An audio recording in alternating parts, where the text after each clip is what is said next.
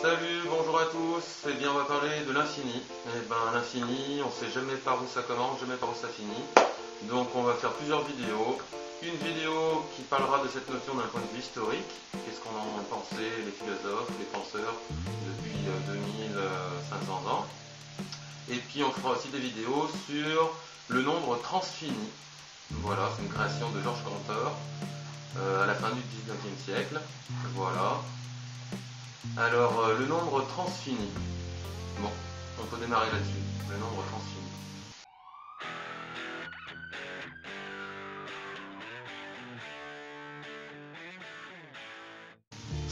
Alors, pendant longtemps, on a considéré que le nombre infini, c'était un concept contradictoire. Contradictoire. Contradictoire. Alors, pourquoi on pensait ça ? Parce qu'il allait contre l'axiome, contre l'idée que l'on avait de se dire qu'une partie est forcément plus petite que le tout. Si je prends une orange, j'enlève un quartier de l'orange, forcément le quartier est plus petit que l'orange entière. Eh bien, pour les nombres ou les ensembles infinis, ce n'est pas le cas.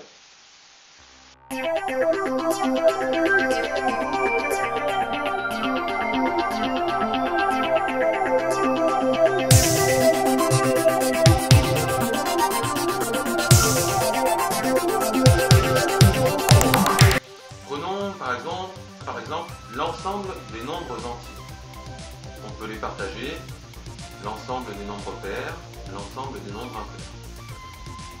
Intuitivement, on voit qu'ils sont de la même taille. Maintenant, prenons l'ensemble des nombres entiers et l'ensemble des nombres pairs. Depuis longtemps, on s'est aperçu que à chaque nombre entier, on pouvait associer un nombre pair. Au nombre 1, on associe le nombre 2. À 2, 4. À 3, on associe le nombre 6. À 4, on associe le nombre 8. À 5, le nombre 10, etc. etc. Alors, qu'est-ce qu'on s'aperçoit ? On s'aperçoit que l'ensemble des nombres entiers, on va dire que c'est le tout, est aussi grand qu'une de ses parties, qui est l'ensemble des nombres pairs. Ben oui, les nombres pairs, c'est simplement une partie des nombres entiers, puisque dans les nombres entiers, il y a les nombres pairs et les nombres impairs. Alors, ça a souvent dérouté les penseurs et les mathématiciens, et ils se sont dit, l'idée de nombre infini, ça ne tient pas. Parce que l'ensemble des nombres entiers, il y a les nombres pairs et les nombres impairs, c'est forcément plus grand que l'ensemble des nombres pairs seuls. Donc, tant qu'on a admis cette idée, qu'une partie ne pouvait être pas aussi grande que le tout, la notion de nombre infini était impossible à concevoir. Et puis Georges Cantor, donc il faisait des études sur les mathématiques, il a créé une théorie qui s'appelait la théorie des ensembles, et à partir de cette théorie, on a pu unifier toutes les branches des mathématiques. L'algèbre, la géométrie, tout ça, ça pouvait s'expliquer par la théorie des ensembles. Donc c'était une théorie unificatrice. Vraiment une théorie importante. Et puis ensuite, on s'est aperçu que cette théorie portait des contradictions. Et donc après, ils vont chercher à les résoudre, tout ça. Ils vont faire une théorie une théorie des ensembles un peu plus formalisée. On expliquera ce que ça veut dire. Alors maintenant, je vais revenir à cette idée de nombre infini. Donc pour Cantor, un nombre est infini quand l'une de ses parties est égale au tout. Alors on va considérer que l'ensemble des nombres entiers, ça désigne un nombre. On va l'appeler Aleph 0. Et bien ce nombre, Aleph 0, il contient tous les nombres finis. Tous les nombres finis qu'on peut imaginer. 1, 2, 3, etc. Tous les nombres entiers finis. Googleplex, etc. Googleplex plus 1, Googleplex plus 2, etc. Donc imaginons qu'on puisse les mettre dans un sac, ça sera une totalité infinie. Et puis on voit que, comme tout à l'heure on en a parlé, que les nombres pairs ont aussi la puissance Aleph 0.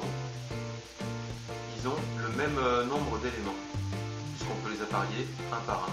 1 avec 2, 2 avec 4, 3 avec 6, 4 avec 8, etc. etc. Donc on peut même montrer cette équivalence par une équation. Y est égal à 2 fois x. Voilà, donc y c'est l'ensemble, c'est n'importe quel nombre pair, et x c'est n'importe quel nombre entier. Et donc à partir de ça, on a défini un nombre infini. Alors vous allez me dire, bah, ça sert à quoi un nombre infini? Si tous les ensembles infinis ont la puissance infinie, il n'y a pas trop d'intérêt. Mais, justement, Cantor a montré que tous les nombres, enfin tous les ensembles de nombres, n'avaient pas la même puissance. C'est-à-dire qu'il y avait des ensembles de nombres qui étaient plus infinis, qui avaient une puissance supérieure à d'autres ensembles de nombres. Alors ça, je le montrerai dans une autre vidéo.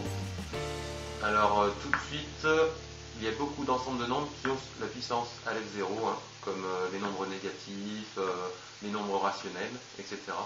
Mais on verra que l'ensemble des nombres réels a une puissance supérieure à l'ensemble des nombres entiers. Voilà. Pour aujourd'hui, ça sera suffisant, je pense. Allez, à bientôt pour une nouvelle vidéo. Et c'est parce que rien n'est durable, justement, que les choses ont une valeur. Une vie éternelle n'aurait aucune valeur. Un amour éternel n'aurait aucune valeur non plus.